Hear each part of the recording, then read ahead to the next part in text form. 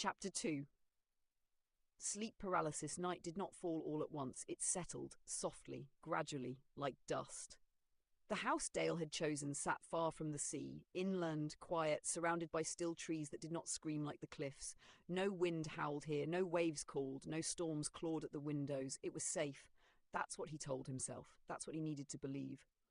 Josephine was 8 years old when the nights began. At first it was nothing, a feeling. The kind children struggle to explain. That strange awareness that comes just before sleep fully takes you. A sense that something is almost there, just beyond sight, just outside understanding.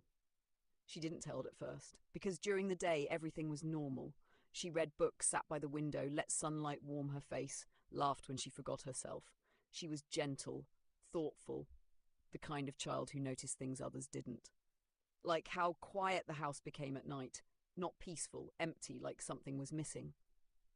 The first time it happened, she thought she was dreaming. She woke, or thought she did. Her room looked exactly the same. Moonlight pooled softly across the floor. Her bookshelf stood in its place, her door slightly ajar, just as she always left it. But her body would not move, not her hands, not her legs, not even her voice. A cold awareness settled over her. She tried to call out. Nothing came. Her chest tightened, breath shallow and wrong, like the air itself had thickened. And then, the clock. It blinked in red from across the room. The moment stretched, too long, too still. Josephine's eyes strained toward the doorway. It felt wrong, waiting. Something shifted in the darkness beyond it. Not movement exactly, more like a presence adjusting itself. Her heart pounded violently against her ribs. "Dad!" She tried to scream. Her jaw wouldn't open. The darkness at the door seemed to deepen. And then a sound, not loud, not sudden, a slow, deliberate step from the hallway. Josephine's entire body went rigid with terror, not by choice, but by force. Like something unseen was holding her still, pressing her into the mattress. Another step, closer. She tried to shut her eyes. She couldn't. She was forced to watch. The shadow stretched slightly into the room. Not fully formed, not human, not anything she could understand. It did not belong to the light. It absorbed it. Her breathing hitched. The air grew colder. The clock still read 12. Unmoving, unchanging. The presence lingered at the threshold, watching her, waiting, as if deciding something. Josephine felt it then. Not just fear, recognition. Like this thing knew her. Her chest tightened painfully as something unseen pressed down harder, pinning her completely. And then heat, a sudden, sharp warmth spread across her forehead, right where her mother had kissed her. The sensation pulsed once. Strong, alive. The shadow recoiled, not dramatically, not violently, just enough to hesitate, enough to pull back slightly into the hallway. The pressure on Josephine's body loosened, her fingers twitched. Her breath returned in a sharp, broken gasp, and the world snapped. The clock changed. 12:01. She bolted upright in bed. Air rushed into her lungs as if she had been underwater. Her body trembled violently, every muscle aching as though she had been held down for hours. The doorway was empty, the hallway still. Nothing there, nothing at all. Dale burst into the room seconds later. "Josephine?" He crossed to her quickly, dropping to his knees beside the bed. "What happened?" She stared at him, wide-eyed, shaking. Her voice cracked. "I couldn't move. I couldn't. Something was there." Dale's expression tightened, but only for a fraction of a second. Then it softened. "It was a nightmare," he said gently. "Sleep paralysis. It happens sometimes." He brushed her hair back from her face. "You're okay? You're safe?" Josephine looked at him. She wanted to believe him. She really did. But the word safe didn't feel right. Not anymore. Not after what she had felt. Not after the way it had stopped. Because of her. That night, Dale stayed until she fell asleep again. He left the door open wider this time, turned on the hallway light, checked the windows twice. Normal things. Rational things. But long after Josephine's breathing evened out, Dale remained awake, sitting in the dark, listening, because something had changed.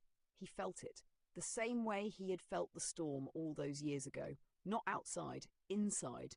And miles away, where the sea met the cliffs of Beachy Head, the water stirred under a sky that looked perfectly calm, waiting, patient, unfinished. This chapter establishes Josephine's sleep paralysis as supernatural, not psychological. The midnight trigger, ritualistic, controlled. The forehead kiss as protection, The entity recognizing her, not random haunting. Dale beginning to suspect something is wrong again. Next move options, and this is where it gets exciting. Chapter 3, Josephine starts researching. Library arc begins. Chapter 3, the entity gets closer each night. Chapter 3, first mention of the pendants, cross pentagram. Which direction do you want to push next? Fear escalation or curiosity and investigation?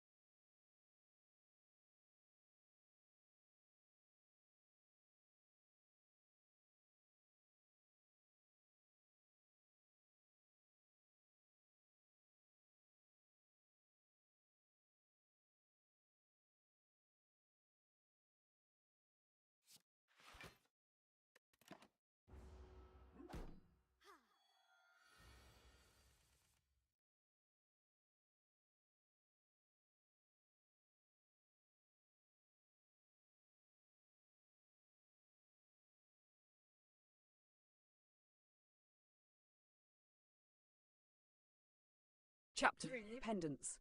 The mornings were always normal. That was the worst part. Sunlight spilled gently across the kitchen table. The kettle hummed. The quiet inland air carried no trace of salt, no echo of waves, no memory of storms. It was the kind of peace Dale had chased. Manufactured, maintained, fragile. Josephine sat at the table, tracing the rim of her cup with her finger. She hadn't slept properly in weeks. The nights came like clockwork now. Always the same. Always worse. Eat something, Dale said, placing toast in front of her. She nodded but didn't move. Her eyes drifted, not to the window, not to the light, but to the space just beyond the kitchen doorway. As if she expected something to be there, watching. Dale followed her gaze. Nothing. Still, his jaw tightened.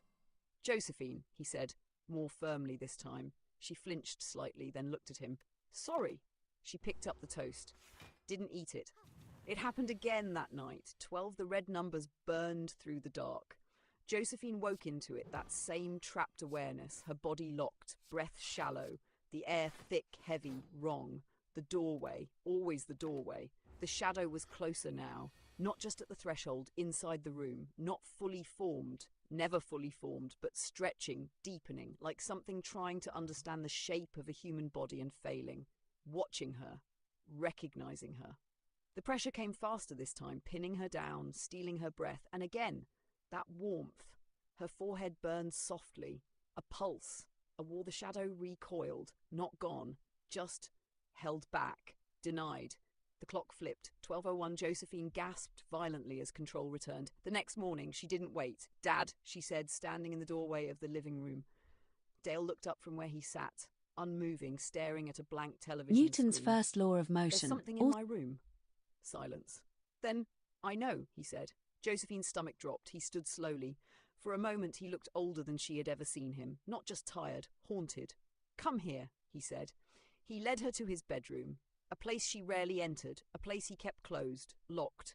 He opened the wardrobe and reached to the back, pulling out a small wooden box, dark, worn, untouched by time, but heavy with it. Josephine felt it immediately. Not fear, not exactly.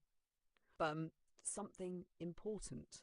Dale sat on the edge of the bed and opened the box carefully. Inside were 2 items, a silver cross and a pendant marked with a pentagram. Josephine stared. They were your mother's, Dale said quietly. His voice carried something different now, not denial, truth. She made me promise that you would wear them when the time came. Josephine swallowed. The time for what? Dale didn't answer immediately. Instead, he picked up the cross first. This protects against what shouldn't be here, he said, against things that press in. Then he lifted the pentagram. This one protects differently, not by pushing away, but by blocking what tries to reach inside. Josephine frowned slightly. Inside, Dale met her eyes. Control, influence, possession. The word hung in the air. Josephine's chest tightened. The nights, the paralysis, the way it held her, the way it knew her. Dale stood and stepped closer. Put them on, he said. She hesitated, not out of fear of the pendants, but because some part of her, something quiet and instinctive, understood that once she did, nothing would feel normal again. Still, she nodded. Dale fastened the cross gently around her neck. Then the pentagram. The metal felt cold at first, then warm, then still, balanced. Josephine exhaled slowly. Something shifted, not outside, inside, like a door closing or locking. Dale watched her carefully. You don't take these off, he said. Not at night, not ever. His tone was firm now, certain. Josephine nodded again. That night, when 12 came, she woke, but something was different. She could move, not fully, but enough. Her fingers twitched, her breath came easier, the pressure still came, but weaker, slower, and the shadow stopped at the doorway. It did not enter, it did not stretch toward her, it remained there, watching, waiting, but this time, denied. Josephine stared back, and for the first time, she was not just afraid, she was aware. Down the hall, Dale sat awake in the dark, listening, the same way he had years ago, except now he knew the storm had never passed, he had just driven out of it, and tonight it had found them again. This chapter locks in several key mechanics. The pendants are not symbolic, they are functional protections. Cross equals repels external demonic presence. Pentagram equals blocks internal control possession. Josephine is now actively resisting, not just surviving. The entity is now restricted, which raises stakes. Next escalation options.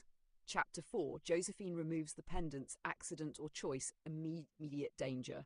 Chapter 4, library arc begins, she researches what's happening. Chapter 4, first direct encounter with Damien human form. Where do you want to take the pressure next? Mistake, knowledge, or introduction of Damien?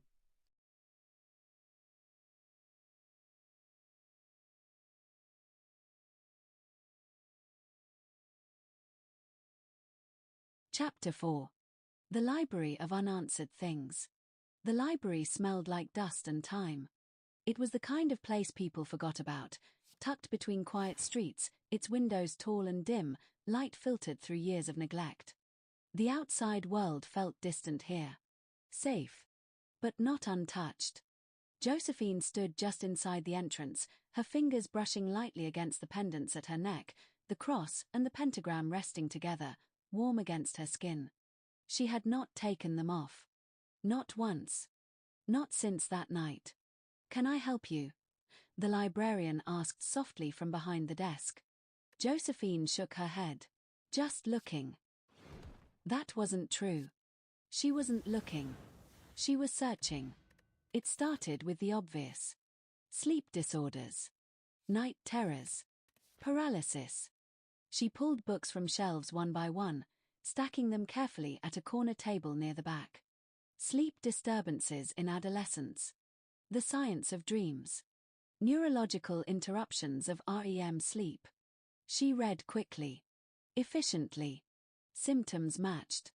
Almost perfectly. Awake but unable to move. Pressure on the chest. Hallucinations. Fear responses. But something was wrong. All of it assumed the same thing. That it wasn't real. Josephine stared at the page. Her fingers tightened slightly. "It is real," she whispered. Because books didn't explain one thing. The way it stopped.